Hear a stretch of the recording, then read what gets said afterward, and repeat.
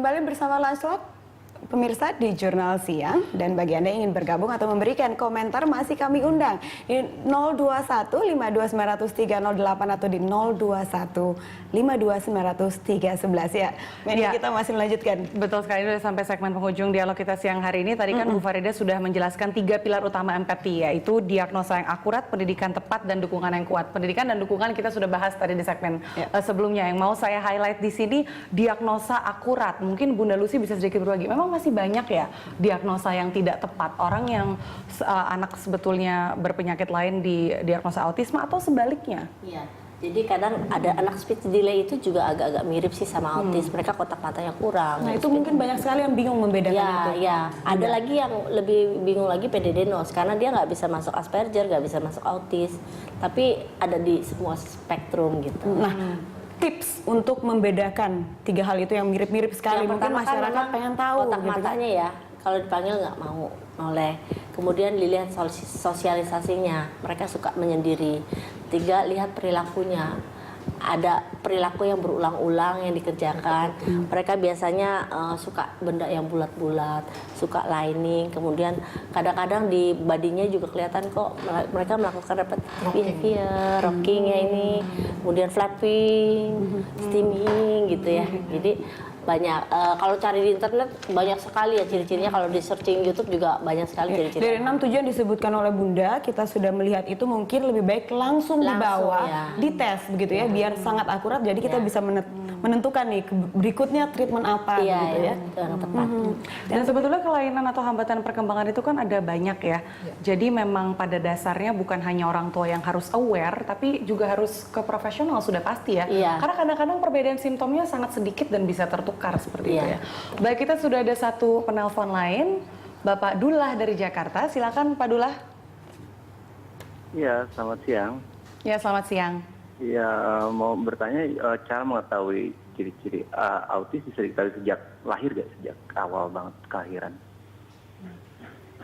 Baik, Pak Dullah tadi sudah dijawab oleh Bunda Lucy, bisa diidentifikasi. Mungkin akan lebih diperinci sedikit ya dengan Bunda Lucy ya. Ya Pak Dullah begitu?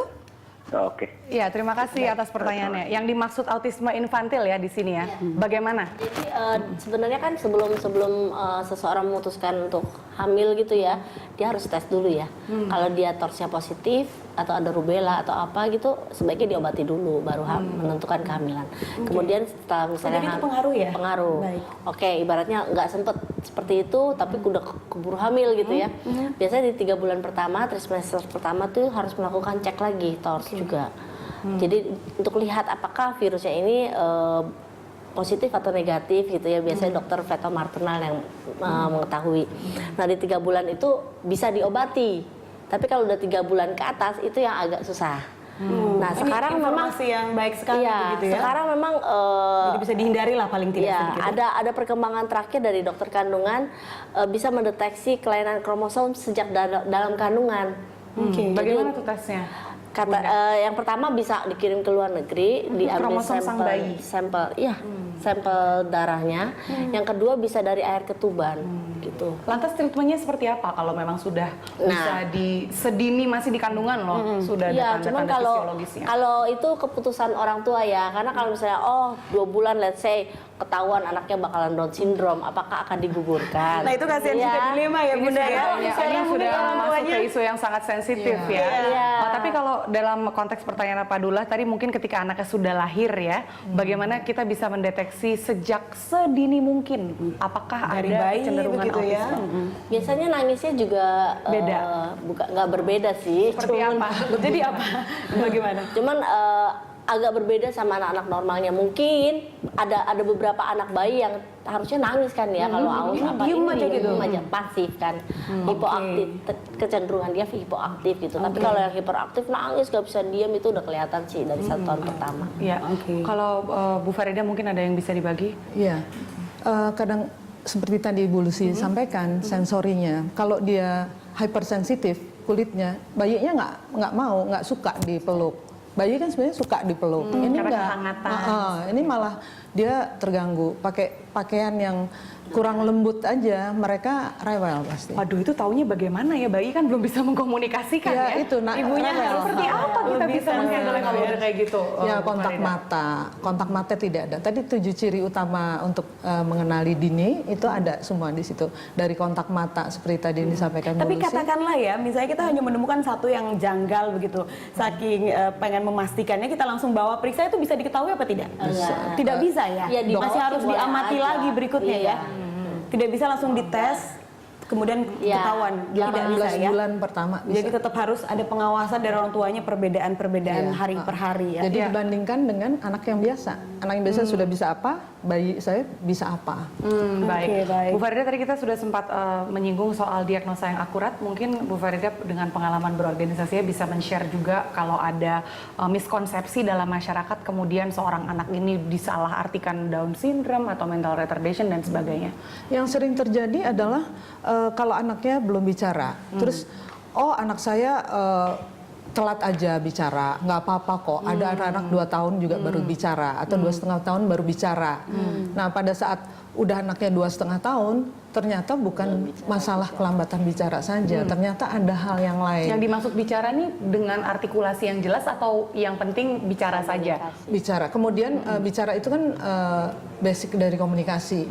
Nah lebih lanjutnya ternyata anak tersebut nggak bisa komunikasi.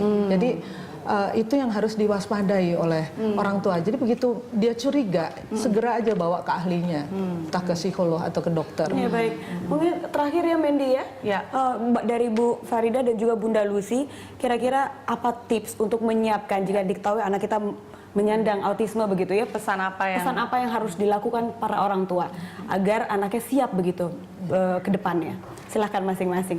Dari Bunda Lucy mungkin duluan. Kalau ada tag mungkin 1 kekurangan 1000 kelebihan ya.